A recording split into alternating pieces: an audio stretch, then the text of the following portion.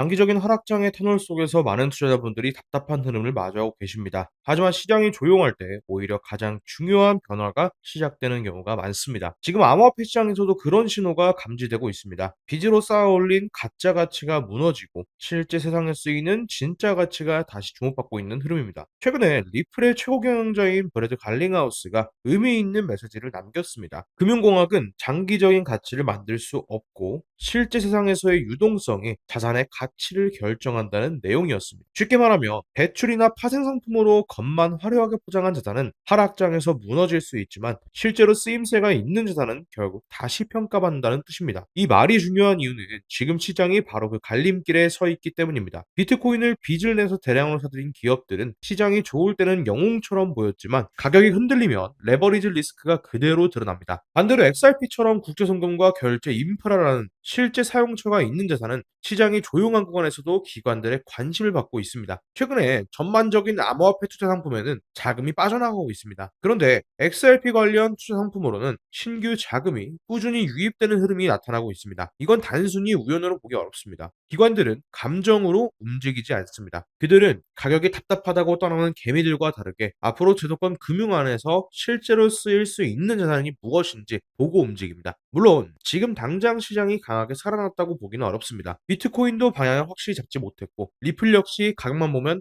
답답한 흐름입니다. 하지만 중요한 건 가격보다 먼저 움직이는 자금의 방향입니다. 리플이 가진 유동성이 실제 가격 상승으로 이어지기 위해서는 시장 전체에 유동성이 돌아야 하고 동시에 제도권의 규제 명확성이 필요합니다. 무엇이 증권이고 무엇이 상품인지, 어떤 자산이 제도권 금융 안에서 활용될 수 있는지 이 기준이 정리되는 순간 시장의 판도는 완전히 달라질 수 있습니다. 앞으로의 암호화폐 시장은 단순한 기대감이나 과도한 비주로 버티는 자산이 아니라 실제 유동성을 가진 자산 중심으로 재편될 가능성이 큽니다. 그렇다면 지금 우리가 눈여겨봐야 할 건 뭘까요? 핵심 키워드는 세 가지입니다. RWA, CBDC, 그리고 AI입니다. 먼저 RWA는 현실 자산을 블록체인 위에 올리는 겁니다. 예를 들어서 부동산, 미국 국채, 회사채 같은 자산을 쪼개서 블록체인 위에서 거래할 수 있게 만드는 구조입니다. 과거에는 큰 돈이 있어야만 접근할 수 있었던 자산을 앞으로는 훨씬 작은 단위로 사고 팔 수 있게 되는 겁니다. 두 번째는 CBDC입니다. 전 세계 중앙은행들이 디지털 화폐를 준비하고 있습니다. 국가 단위 화폐가 디지털로 바뀌면 국가 간 결제와 송금 방식도 완전히 달라질 수밖에 없습니다. 세 번째는 AI입니다. AI는 이제 단순히 글을 쓰고 그림을 그리는 수준을 넘어서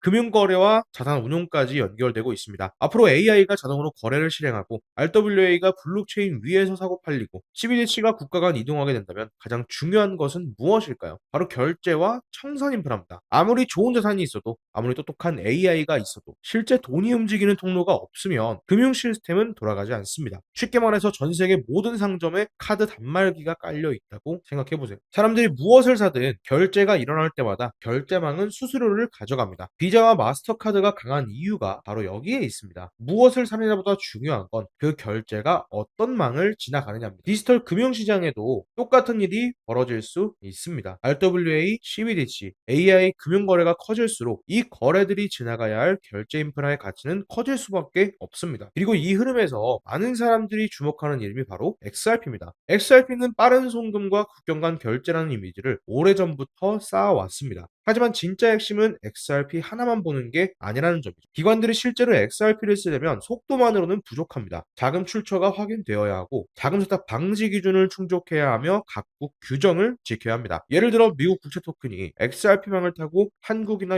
유럽의 대형 금융기관으로 이동한다 생각해보세요. 빠르게 보내는 것만으로는 부족합니다. 누가 샀는지, 자금 출처는 깨끗한지, 규제를 위반하지 않았는지 자동으로 검증되어야 합니다. 이 절차가 없다면 보수적인 기관들은 쉽게 들어오지 않습니다. 바로 여기서 XRP와 연결되는 또 하나의 인프라 코인이 등장합니다. 이 코인은 XRP와 경쟁하는 코인이 아닙니다. 오히려 XRP가 실제 금융시장에서 합법적으로 쓰일 수 있도록 도와주는 규정 준수 레이어에 가깝습니다. 쉽게 비유하면 XRP가 고속도로라면 이 코인은 그 고속도로 위에서 차량을 확인하고 검문하는 통합 관제 시스템입니다. XRP가 통로라면 이 코인은 그 통로를 기관들이 안심하고 사용할 수 있게 만들어주는 장치인 겁니다. 대중은 XRP만 보고 있습니다. 하지만 기관들은 XRP가 실제 금융망에서 돌아가기 위해 필요한 주변 인프라까지 함께 보고 있습니다. 그리고 이런 인프라 코인은 아직 시장에 많이 알려지지 않았을 때 가장 큰 기회가 생깁니다. 이미 모두가 알고 있는 코인은 기대감이 어느 정도 가격에 반영되어 있습니다. 하지만 아직 대중이 모르고 시가총액이 작고 실제 역할이 분명한 코인은 관심 있게 볼 필요가 있습니다. 물론 이건 무조건 오른다는 얘기는 아닙니다. 코인은 변동성이 큰 시장입니다. 특히 아직 많이 알려지지 않은 코인은 상승도 빠를 수가 있겠지만 하락도 빠를 수 있습니다. 그래서 절대 생활비나 대출금으로 접근하시면 안 됩니다. 일상생활에 지장 없는 소액, 이뤄도 감당 가능한 여유 자금 안에서만 보셔야 합니다. 그리고 오늘은 한 가지를 더 해드리려고 합니다. 지금 이 영상을 보고 계신 분들 중에는 이미 현물에 물려있는 종목들이 있으실 겁니다. 리플일 수도 있고 시바이누일 수도 있고 예전에 호재만 믿고 들어갔다가 아직 빠져나오지 못한 알트코인일 수 있습니다. 계좌를 열어보면 마이너스가 너무 커서 손절도 못하고 그렇다고 계속 들고 가자니 이 종목이 다시 살아날 수 있는지도 모르겠고 정말 답답하실 겁니다. 그래서 오늘은 제가 히든코인 정보만 알려드리는 게 아니라 여러분이 지금 물려있는 현물 종목까지 같이 봐드리려고 합니다. 이 종목을 계속 가져갈 만한지, 반등이 나올 때 정리하는 게 나을지, 추가 매수를 해도 되는 자리인지, 아니면 더 이상 미련두지 않는 게 나은 종목인지, 이런 부분까지 최대한 현실적으로 분석해 드리겠습니다. 방법은 간단합니다. 지금 보고 계신 영상 하단에 더보기란을 한번 클릭해 보세요. 여기에 제가 구글 폼 링크를 달아뒀습니다. 이 링크로 들어오신 뒤에 여기에 필요한 정보를 체크해 주시면 됩니다. 그리고 현재 물려있는 종목이 있다면 종목명과 평단가를 함께 적어주세요.